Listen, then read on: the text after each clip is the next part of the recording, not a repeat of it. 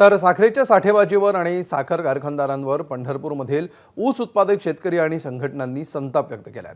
तुकाराम मुंढेंच्या नेतृत्वाखाली सर्व कारखान्यांच्या गोदामांवर छापेमारी करावी अशी मागणी आता शेतकऱ्यांनी केली आहे। एका बाजूला साखरेचा दर 75 रुपये किलो झाल्यामुळे नागरिक त्रस्त झालेत, याचा कोणताही फायदा शेतकऱ्याला झालेला नाही।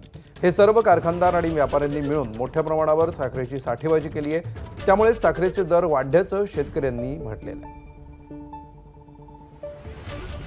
सरकारला विनंती आहे की तुम्ही ह्या राज्यातील ह्या देशातील सगळे व्यापाऱ्यांनी साखर खरेदी केलेली आहे, त्याच्या गोडाऊनला तुम्ही चेक करा। अहो मोठं आज ह्या राज्याला देशाला पूर्ण एवढा साठा 5 वर्ष पूर्ण एवढा साठा आज ह्या देशामध्ये आहे, परंतु सगळे साखर एक व्यापाऱ्याने घेतलेला आहे आणि सगळा फायदा ऊस उत्पादक शेतकऱ्यांना नाही, कारखानदार होणार नाही, तर सगळ्या व्यापाऱ्यांना होणार आहे। साखर कारखान्यामध्ये जी गोडवान आहेत त्या गोडवानामध्ये साठेबाजी झालेली आहे। साखर कारखान्याचा चेअरमन आणि व्यापारी ह्या दोघांनी संगनमतानं ऍक्च्युली कागदावर साखर विकलेली आहे, पण साखर गोडवाना बाहेर गेलेली नाही, साखर ही गोडवानातच आहे।